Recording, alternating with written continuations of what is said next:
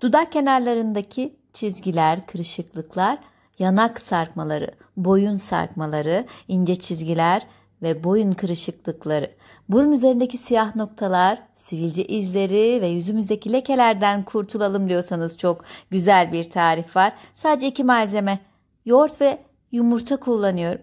Öncelikli olarak yumurtanın akını alıyorum arkadaşlar. Bu tarifte akını kullanacağım. O yüzden sarısını bir kenara ayırıyorum. Ve yumurtanın akını daha geniş bir kaba aldım. Çok iyi bir şekilde çırpıyorum. Bu aşamada hemen pes etmiyorsunuz. Kremsi bir kıvam alana kadar karıştırın. 3-4 dakika karıştırırsanız bu kıvamı alıyor. Ve mümkünse ev yoğurdu, doğal yoğurt kullanın. 2 tatlı kaşığı ölçüsünde bir yumurta akının içerisine yoğurdumu ekledim ve tekrardan iyice çırpıyorum. Bakın krem gibi bir hal aldı bu şekilde. Hemen uygulamaya geçelim. Her zaman olduğu gibi temiz cildimize uygulamayı yapacağız. Ben hemen ellerimde göstereyim istiyorum. Özellikle cilt rengimizi açmada, lekeleri gidermede, kolajen desteği sağlamada oldukça etkili güzel bir tarif. Boyun, yüz, dekolte bölgesine maskemi sürüyorum. Yalnız gözlerime çok yakın girmemeye çalışıyorum. İnce dokuda olduğu için zarar vermeyelim diye çok yakın girmiyorum ama gene göz kenarındaki kırışıklıklar için oldukça etkili bir tarif.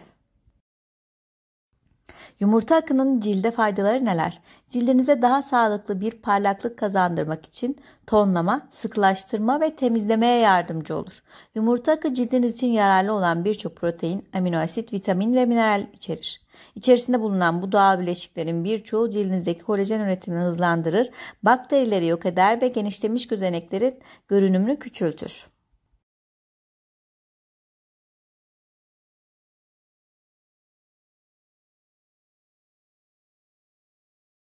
İnce bir tabaka halinde maskeyi boynumda dahil olmak üzere tüm yüzüme sürdüm. 10 dakika beklettim. 10 dakikanın ardından kalan karışım biraz sıvı hale geliyor. Bunu tekrardan çırpmamız gerekiyor. Bakın bu şekilde sıvılaşıyor kalan karışım. Bir daha çırptığımızda tekrardan kremsi bir hal alıyor. Böyle hem etki daha fazla oluyor, daha güzel emiyor çünkü onu sürerken daha kremsi yapıda olduğu için sürümü çok daha basit oluyor. İkinci kat uygulamaya yapıyorum bu şekilde. İkinci katı da gene boyun, dekolte ve tüm yüzüme olacak şekilde sürüyorum.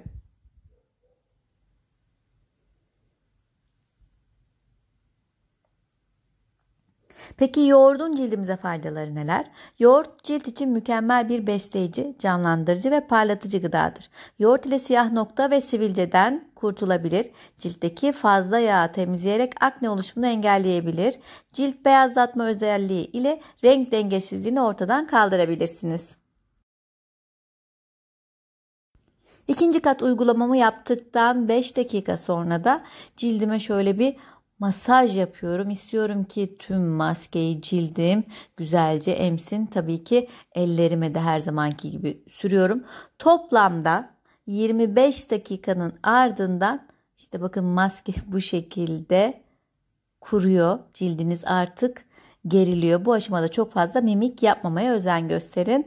Ardından önce ılık sonra soğuk su ile yüzümü yıkıyorum. Yani toplamda 25 dakika bekletir iseniz haftada 2 veya 3 kere bu maskeyi yaparsanız en güzel faydaları elde etmiş oluyorsunuz.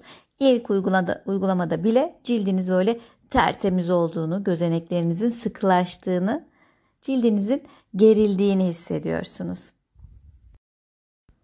Maske sonrası cildinizi nemlendirebilmek adına E vitamini kullanabilirsiniz. Ben çok faydasını görüyorum. Çok severek kullanıyorum. Hem maskelerimde hem kremlerimin içinde hem de maske sonrası E vitamini uygulamak gerçekten cildi çok güzel nemlendiriyor. O kırışıklıklar için çok güzel dolgu görevi görmüş oluyor. Özellikle göz kenarınızdaki kırışıklıklar için tek başına bile çok güzel fayda sağlayan bir ürün. Dilerseniz kendi nemlendiricinizi tercih edebilirsiniz. Umarım siz de bu basit ama etkili tarifi uygular, memnun kalır ve alta yorumlara yazarsınız. Kendinize çok iyi bakın. Hoşça kalın.